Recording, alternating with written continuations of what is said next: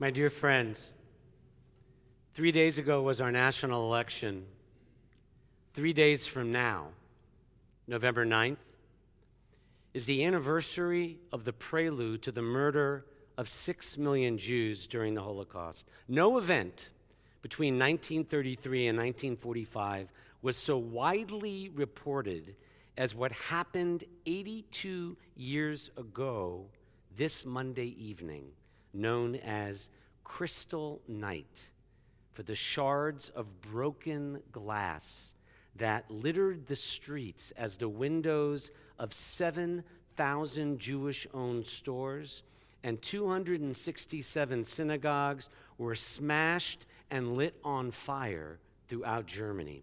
The president of Hebrew Union College and my rabbinical school advisor, Dr. Fred Gottschalk, was 8 years old when his city in Germany was ransacked on Kristallnacht. The main synagogue was lit on fire, while behind his family's beautiful big home, pieces of his temple's sacred Torah scrolls, fragments of this week's Torah portion, were scattered in the creek behind his house. Dr. Gottschalk shared how his grandfather walked him down to the canal the day after Kristallnacht, picked up the pieces of the Torah in the canal and said, "My grandson, someday your job will be to stitch back these pieces and somehow make the values of Torah and the Jewish people live again." The bright and dashing Fred Gottschalk made it out of Germany, played football at UCLA, wrote his PhD after becoming a Reform rabbi on the meaning of one Hebrew word, chesed, best translated as love expressed in action. When I came to know him up close as a personal advisor, it wasn't his status or achievements, notoriety. It was his grandfather's post-Kristallnacht request that moved me most. In a society steeped in fear, his Opa instilled in him the responsibility to create a better future than the present, which is all the more remarkable because Kristallnacht led not only to the first public murder of Jews in Germany. Less known is that it also led to 638 deaths by suicide among older Jews who could not fathom a Western nation in the 20th century with paramilitary groups or government authorities reveling in the carnage and death. But Kristallnacht had its antecedents. 4 years before, in 1934, the Nazis took a precious tea kettle from another Jewish family, not the Gottschalks, but the Goldschmidts. And believe it or not, 3 weeks ago, this past Sunday, during this COVID election season, the last remaining Goldschmidt family member got it back, the tea kettle, from a German museum which tracked the grandson down. The grandson's name is Martin Goldsmith, changed from Goldschmidt. He may be known to some of you since he has written books about his family, one of which, entitled The Inextinguishable Symphony, A True Story of Music and Love in Nazi Germany, chronicles the story of Martin's parents and their experience playing in the all-Jewish orchestras the Nazis set up to serve the segregated Jewish community before its eventual extermination. A movie will be aired next month based on this true story of Gunther and Rosemarie, 2 of 8,000 Jewish musicians, actors, and other artists who were expelled from their positions with German orchestras, theater groups, opera companies, when Jews were suddenly forbidden to attend Aryan theaters. Hitler's Minister of Propaganda, Joseph Goebbels, created the Jewish Culture Association, or Kulturbund, to keep Jews entertained from 1933 until the mass murder began. Amazing Jewish artists and musicians like Gunther and Rosemarie found an unlikely haven in these Jewish orchestras and provided much-needed spiritual hope, enrichment for our traumatized people. It also provided the Nazis with a powerful propaganda tool for showing the rest of the world how well Jews were ostensibly being treated under the Nazis. It was during this period that Martin Goldsmith's then 22-year-old father, Gunther, a gifted flutist, was expelled from music school because of his Jewish roots. He was about to leave Germany for Sweden, but at a rehearsal filling in for a fellow Jewish musician in Frankfurt, he met, Gunther, a dazzling 19-year-old viola player named Rosemarie Gumpert, the woman who would change the course of his life. Despite their strong attraction, Gunther fled to Sweden as planned, but he risked his life 6 months later, returning to the woman he could not live without, and to a nation where hatred and brutality were getting worse. Fast forward to this past April during COVID, when Gunther and Rosemarie's grandson Martin, now in his late 50s, was unexpectedly contacted by an art historian from a museum in Oldenburg, the city in northwest Germany where his grandparents once lived and where his own dad was born. The message came from a man named Marcus Kenzler, who traces the origins of Nazi-looted property with the aim of returning the objects to the descendants of the original owners. And according to the museum's inventory book, that precious tea kettle belonging to the Goldschmidts was sold for $11 in 1934 this month, but it was worth 15 times that. And this wasn't uncommon. More than 20% of art in Europe, collectively worth billions of dollars, was looted or coerced into a sale by the Nazis. It's estimated that 100,000 pieces of the more than 600,000 stolen artifacts are still missing.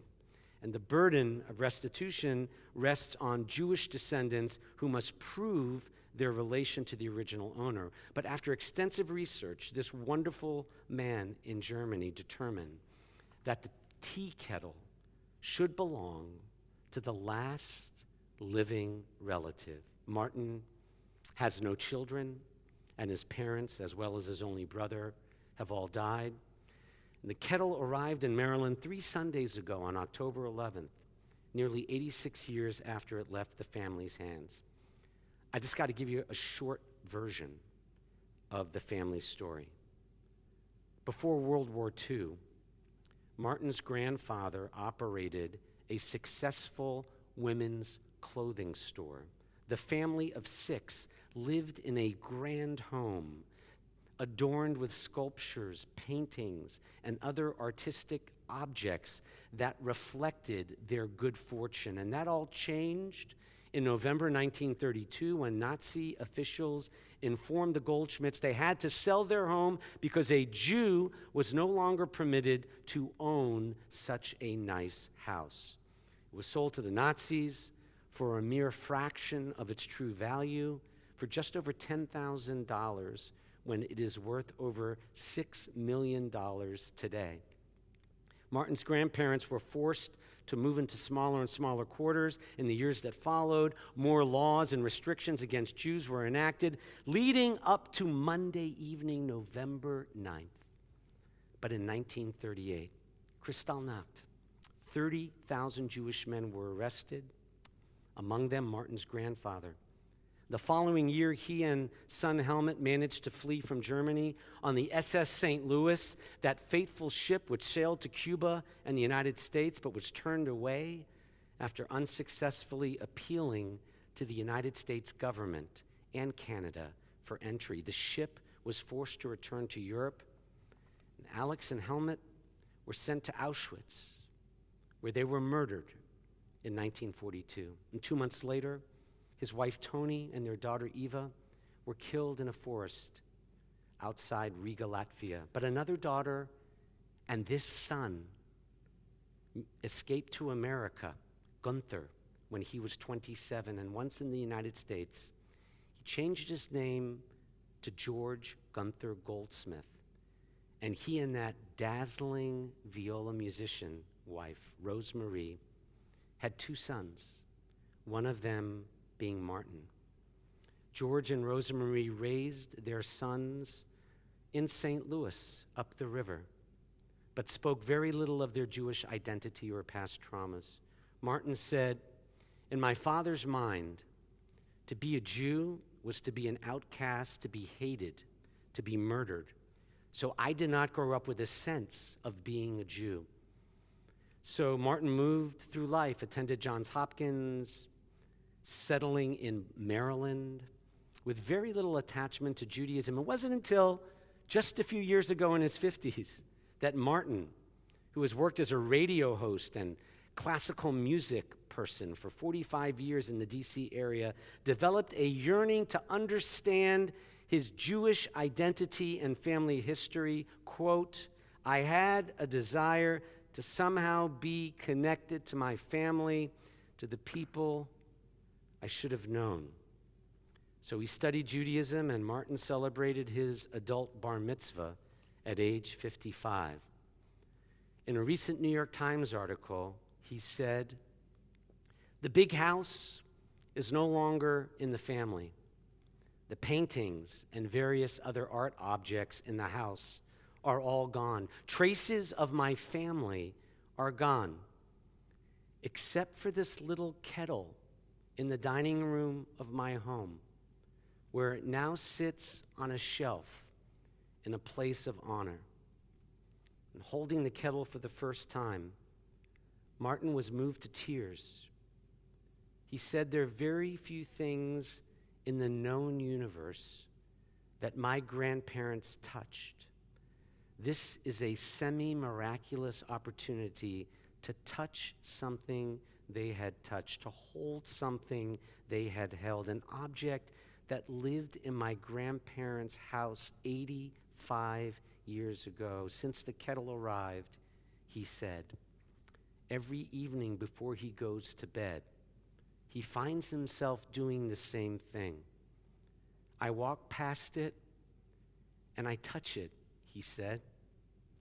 "It's a way of telling my family good night." My dear friends, with Kristallnacht now 82 years behind us, we have learned how bullying and the condoning of the hatred and cruelty inflicted on Martin Goldschmidt's family led to Germany's downfall. We are reminded again this week, not by the election, but by the anniversary of Kristallnacht, that when hatred is not fought, when bigotry is ignored, when opponents are caricatured not as rivals, but as the enemy, when that kind of hatred festers in a Western nation like Germany, the society crumbles. May the lessons of Kristallnacht, abetting and excusing bigotry and chaos instead of sidelining it, may these lessons from the past be learned by our own nation as this most challenging year begins to end. And lest any of us sink into despair, lest any of us succumb to fear, may we never forget the words our people sang even in the hell of Auschwitz. Ani ma'amin, I still believe, in spite of man's inhumanity to man, I still believe in Judaism's prescription for the world and the Messianic age, unity and love for every human being, va'af al pi sheyitmamea, no matter how long it takes, im kol zeh, in spite of everything, in spite of ongoing suffering in our COVID nation and world, in spite of the spewing of hate on the internet and Facebook posts, in spite of Martin Goldsmith having only a tea kettle left from his grandparents before they perished, ani ma'amin, I still believe. May we all still believe. Amen.